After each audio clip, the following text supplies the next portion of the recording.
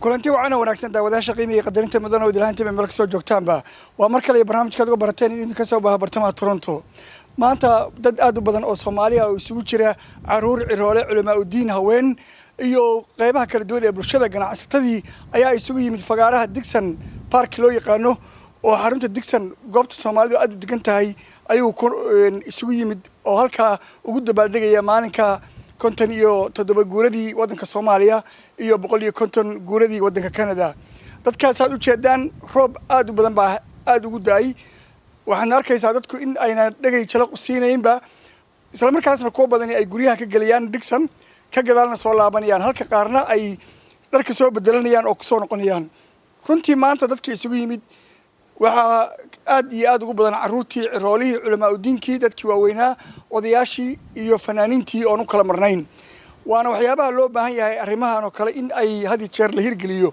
ururka Today loo yaqaano iyagu ciyaaraha Soomaaliya qabta ayaa barnaamijkan soo qabanqaabiyay waa sanadkii labaad oo wadada saad u jeedaan la xiray Dixon ayadoo dadku ay aad iyo aad ugu sacbinayaan gaaridu honka u yeerinayaan isla markaasna meel walba umadu ay isaga kala imaanayso waxaad arkaysaa in ay ka soo qayb galeen siyaasiyiin iyo dad aad u fara badan oo ay kamid yihiin wadanka Canada siyaasiyiintiisa ku nool oo isku jira dawladaha heer dhexe iyo dawladda sidoo kale Ontario dad ka socda mas'uuliyiin wasiiro ayaa ka soo qayb galay iyo dad kale oo mas'uuliyiin xafladdu aad bay qurux badan tahay ubadka ayaa loo soo keenay barnaamijyo ay ku ciyaaraan oo meelo ay si weyn ugu dabaaldegaan waxaan arkaysaa calanka Soomaaliya in si weyn oo qurux badan halka loogu wado waxaan la saari doonaa dhawaan calanka Soomaaliya iyo calanka Canada iyadoo la hormarin doono calanka Canada maadaama 150 sano uu jiray calanka Soomaaliyana uu jiray in ku dhow 57 sano haddaba daawadayaal waa muuqaalka Soomaalida oo toosan ka imaanaya bartamaha magaalada Toronto gaar ahaan waqooyiga xaafadda Dixon oo ay Soomaalidu degan tahay oo dad aad u badan isugu yimid oo darkayso dabaaldeg aad u badan inuu halka ka socdo dabcan daroonkii muuqaalka Soomaalida ayaa duulaya hawada oo sawirro qurux badan ka qaadaya inkastoo arkaysaan in dadku ay roob iyo qoyaan badan u ka muuqdo dhulka isla markaasna maanta idil ay joogeen maanta idil ay dabaaldeg u socday waa mar kale iyo muuqaalka Soomaalida waa aniga Maxamed Daahir Xasan xaafadda Dixon ee magaalada Toronto daawadayaal barnaamijka oo isku xigi doona toos u daawada waxyaabaha kala duwan khudbadaha soo dhaweynta hadallada kale mas'uuliyiinta dhamaantood idinkoo maqli doona ciyaaraha hidaha iyo dhaqanka gaar ahaan dhaantada oo Cabdifataax Jarmal ninkii caan baxay iyo Carafaad iyo dad badan ay inoo qaadi doonaan iyo kooxo si weyn loo carbiyay ama aad u yaqaana ayaad maqli doontaan waa mar kale muuqaalka Soomaalida xaafadda Dixon waa aniga Maxamed Daahir Xasan daawasho wacan barnaamijka daawadayaal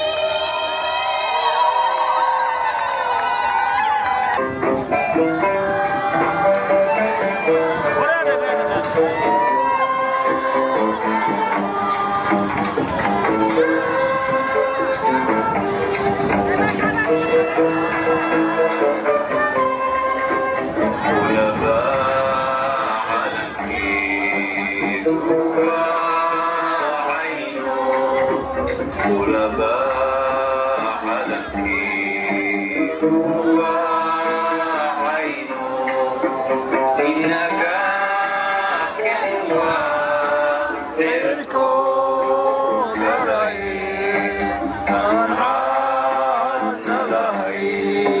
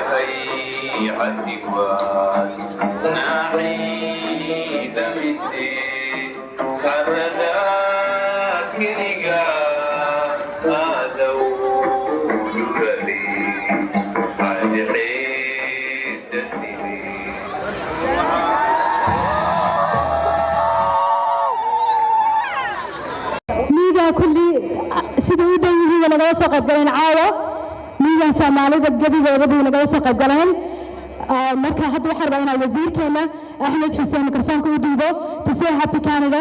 It is a happy day and waxa xasuustaa campaign-ka with the day he won is a dream to me until now. It was October 19th 2015 as a member of parliament MP and today he is a minister of all Canadians that speak over 200 languages in Canada. Over 200 nationalities come together in Canada. This is an extremely proud moment and extremely happy to have Ahmed Hussein, please. Thank you. Thank you so much, Shukri, for that very kind, very generous introduction. I want to begin by acknowledging the presence on stage of my elected colleagues, Boris, a really good friend of the Somali community, so is Christy, wonderful people, as well as Aftar and Ivan Baker. Thank you so much for all that you do for our community and for the work that you do representing all Canadians. waxaan rabaa inaan ku bilaabo inaan aqoonsado dadka nala taagan inay yihiin dad u shaqeeyo dadka Canadianka dhan oo ka mid yihiin dadka Soomaalida. maalinta Soomaalida xornimada iyo maalinta Canada waa isku maalin marka nasiib bay noo tahay labadaba inaan xaflad u yeelano. I also want to thank, a lot of times we forget that such amazing events are organized by volunteers. I just want to make very brief remarks. One is that we all hope as Canadians, as Somali Canadians, that our homeland becomes peaceful and prosperous again, and that the work of Canadians of Somali background who keep going back to Somalia. I'm happy to give you the good news that a few weeks ago I was proud to be the Canadian Immigration and Refugees and Citizenship Minister that was responsible on behalf of the whole government for the passage of C6. Bill C6 is now law, and from now on, our government will not be able to introduce second-class citizenship in this country. And a Canadian is a Canadian is a Canadian. Thank you very much.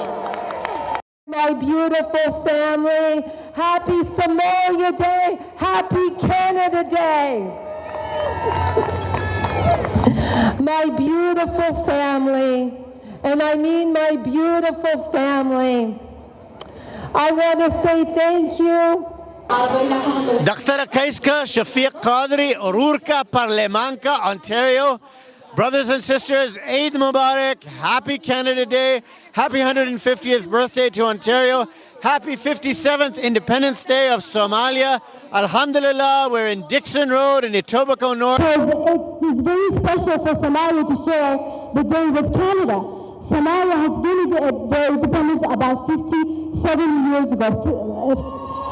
Today has been 1960, July 1st was when Somalia gained their independence. Now, I would like to welcome also on stage to say a few words our MPP, Mr. Boris. Boris is a Canadian politician who represented the riding of Etobicoke Centre since the early 2004. He has been elected with a lot of members, and he is part of the Somali community. He actually knocked my door when he was electing. Very hard-working MPP, and we're proud to say MP. Thank you so much for it. Happy Somalia Day. Happy Canada Day. It's a double holiday. Friends, earlier yesterday and today, I was asked, what is the most wonderful thing about Canada? And there were a couple other people that were asked the same thing. And there was a little boy who got up on stage and he said, hockey.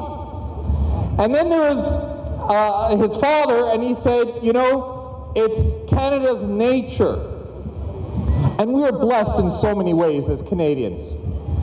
We're blessed with natural resources, but our greatest blessing is Canada's people. You and I and all Canadians. And we have done something so incredible in our country, in a world that sees divisions and conflict often surrounds differences based on ethnicity, religion, race. We've shown to the world that notwithstanding where you come from, what religion, what race, what ethnicity, we can all come together as a collective and build something incredibly great. And that's our country, Canada. Now, the world is facing many challenges, and liberal democracies are also facing challenges from without and also from within. We see a rising tide of isolationism, nativism, chauvinism. And as a Canadian, I can't tell you how proud I was this past January. My family were on holiday, and the Prime Minister announced a realignment of cabinet. So my wife came into the room, we were on holiday, and she said, Boris, why are there tears in your eyes? And I said, I am so incredibly happy at a time when to the south of us, people talk of walls, and at a time when there is a Muslim ban that was being put into place, in Canada, our Prime Minister announced a Minister for Refugees, Citizenship and Immigration, who himself was a refugee. And is from one of those banned countries, from Somalia. And in Canada, we are so proud of our Somali Canadian community. You haven't been here long, but you've made a tremendous contribution to our multicultural mosaic. Thank you to all the Somali Canadians. One particularly touching episode also occurred when I was in Somalia years ago, in the summer of 2005, in a city called Johar. The president at that time, I can see there are some people from Johar here. And at that time, he said something to me that really touched me. He said, there are many members of the Somali diaspora, many Somali Canadians.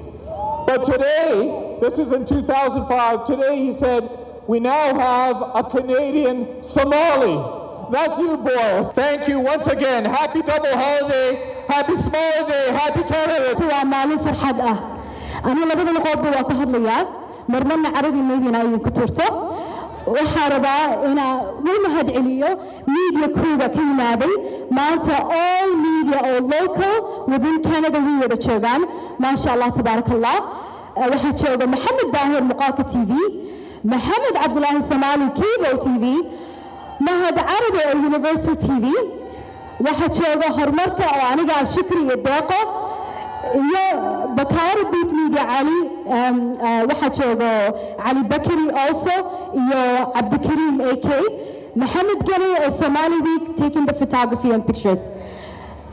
Now this is a very happy occasion and a happy celebration. I also see our MPP have arrived. Ivan Baker is in the house, and it's a special celebration.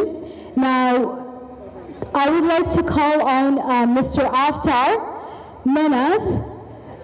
He's the school trustee for Ward 1 Etobicoke. He has been active. I've been seeing him. He's a newly elected trustee in our area. He comes to the schools where predominantly Somali kids go to, and he would like to say a few words and wish you Happy Canada Day. Good afternoon, everybody. My name is Aftar Minhas. You know that I am the Toronto District School Board Trustee. First of all, I want to wish everybody a happy Canada Day and happy Somalia Day today. So you know that in the Toronto District School Board, we always celebrate a Somali month every year. So it's good to know that we are having it, celebrating every year here Somali month too.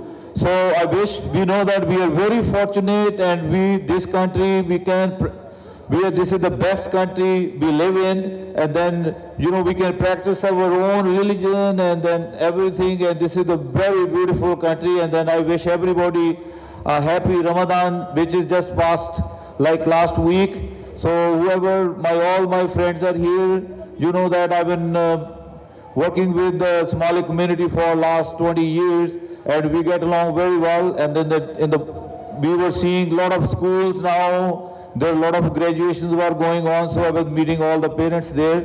So wish you all, all your children graduated, and then you have a couple months for holidays now, and everybody enjoy, have a good evening, and then wish everybody again the Happy Canada Day and Happy Somalia Day. Thank you very much.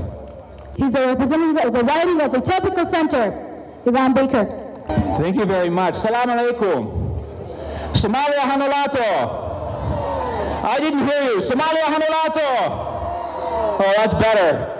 Happy Canada Day. It's wonderful to see so many of you here today. My name is Ivan Baker. I am the member of Provincial Parliament in Etobicoke Center. So for those of you who don't know where Etobicoke Center is, all of you who live in Etobicoke on that side of Dixon, all the way to Dundas, you live in Etobicoke Center, and I have the privilege of representing all of you at Queen's Park. So I just wanted to come here today to say how special it is to be with all of you, to celebrate all these wonderful occasions all at once. We're celebrating Somalia Day, Canada Day, Eid. There's so much to celebrate. So, I just want to say one quick story to you. My grandparents immigrated to Canada after World War II. And they, like many of you, worked very hard to establish themselves in Canada.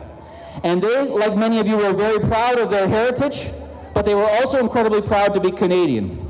And my grandmother used to say that what made Canada great was a place where you could practice your faith and your traditions, which is true, which we're doing here today. It was a place where you could come together as a community and help support your homeland, which you're doing here today. And it's a place where we could come and celebrate Canada. We could celebrate a place where people support each other. And that's exactly what today is about. Today we celebrate Eid, you celebrate your Muslim faith, we celebrate Somalia Day, right? That's right. You come together as a community here in Canada to support Somalia, and we support this great country of Canada that gives us all such wonderful opportunity, right? A place where people support each other. So I want to thank you for having me. And just want to end with Eid Mubarak, Somalia Hamalato, Happy Canada Day. Now I would like to give a special thanks to Hudhud. Hudhud is one of the biggest sponsors that has made this event possible today. And this is again the second annual celebration for Somali Independence Day. Now, without further ado, I would like to welcome Mr. Abdel Fattah. Thank you very much for coming today. Say a few words, please. Thank you. I'm humbled for your kind words. Assalamu alaikum. Somali Hanalato. I'm Abdel Fattah. I came from the land of poets to the land of the make-believe. So today is the most beautiful day in my life. I want to take you back to SYL. Waxaa runtii muhiima maantay inaan kulligeen xusuusanno qiimaha ay leedahay xorriyaddii ay u soo dagaalameen SYL. Waxaa tahay Soomaali, waxaa tahay qofka adduunka ugu qiimaha iyo qaayaha badan, regardless of dhibka nagu dhacay. maanta Soomaalinimada waa runtii waa meesha ugu sareyso jazakallah waa she's the daughter of one of SYL Sayyidin Hirsi ما شاء الله waxaan rabaa idin sheego caruurteena in loo sheego qiimaha ay leedahay Soomaalinimada waxa hubanti ah dibkana gaaray iyo sida aan uga kacnay dadka aan nahay qiimaha aan leenahay waxaan dad qiimo leh marka celebrate today for who you are about Canada. Canada is the best thing that happened to us ever since like we left Somalia. So Canada, it's one of the most generous nation in the world. I think we're very blessed to be in this country. We need to understand Canada is our country as much as anyone else. So don't let anybody tell you that you're Muslim, you're Somali, and you don't belong to Canada. Canada belongs to you. You belong to Canada. So you are Somali Canadian. Be proud, be humble, and be productive. Thank you. بسم الله الرحمن الرحيم السلام عليكم halka waxaan ka salaamayaa dhammaan Soomaalida iyo muslimiinta meel walba ay joogaan gaar ahaan wadanka Soomaaliya iyo dadka Soomaalida dhamaantood meel kasta ay ku nool yihiin salaan iyo hambalyo iyo sanad guuradii Somali Day iyo Canada Day Somali Day all Canada Day Somali Day kulli waa wada salaamaya dhammaan ما شاء الله تبارك الله happy day Canada Day happy day Somali Day happy day السلام عليكم ورحمة الله وبركاته السلام عليكم ورحمة الله وبركاته waxaan halkan ka salaamayaa Soomaali oo dhan Islaamka oo dhan Canadian oo dhan Soomaali oo dhan waxaan leeyahay maalintan waa maalin ciid nagu weyn waa maalintii calanka aan helnay waa Canadana ay heshay nasiib wanaageena Canada iyo Soomaaliya isku maalin noo noqotay waa wada ciideena ma sha Allah السلام عليكم ورحمة الله وبركاته wuxuu nooga yimaada Afrika uu ku cusub yahay magaalada Toronto wuxuu nooga yimaada maanta caawina loo qayb qaato farxadda oo Somali Day iyo dabaaldega Soomaaliya ku soo dhawaada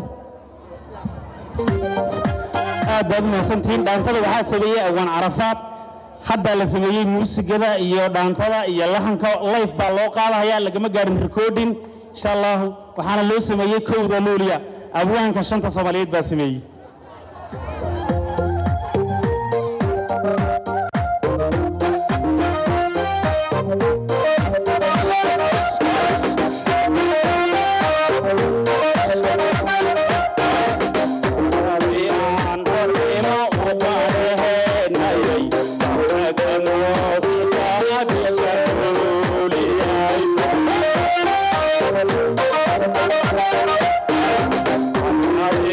I'm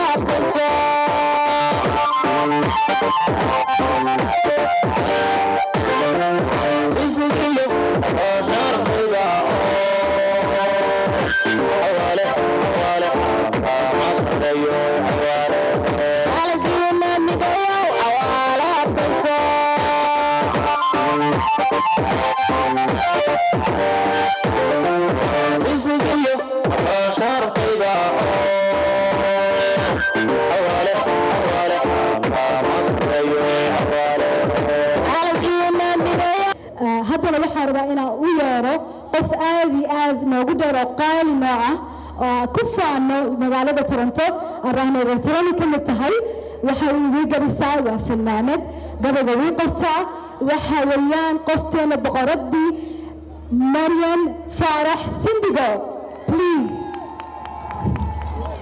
Soomaaliyeed waxaan idin leeyahay maalin wanaagsan ha idin macaanaataan idin leeyahay anigoo maanta ku faraxsan inaan ka soo qayb galo labada xurriyadood oo mid ay tahay tii Soomaaliya midda kalena ay tahay tii aan ku harsanay ee nabadgelyada quruxda badan la siisay run ahaantii waxaan caawa halkan sidaa calankan wax badan baa la ammaanay laakiin aniga xalay riyo iigu yimid fartiintu soo faraa rabaa inaan idin sheego haddaa tiin shacabka Soomaaliyeed calanka wuu cabanaya ilaayo wuu qabaa calanka waa cabanaya ilaayo wuu qabaa caruurtii meedayo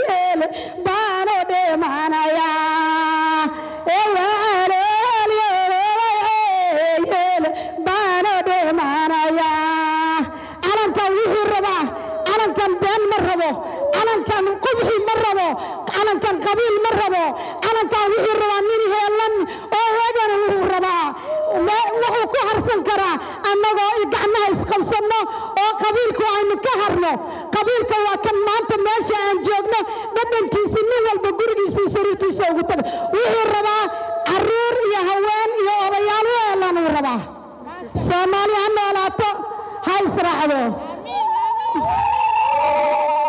waxaan rabaa halkan inaan uga mahad celiyo ururka Today anigoo ka mid ah ubadka isboortiska Soomaaliyeed sidaad ogtihiinba waxaan leeyahay ururka Today oo maaragtay ah urur aan ku saabsanayn qolo ee ah qolo Soomaaliyeed ee u taagan horumarka iyo wanaagga shacabka iyo ummadda Soomaaliyeed waxaan leeyahay ururka Today waa mahadsantihiin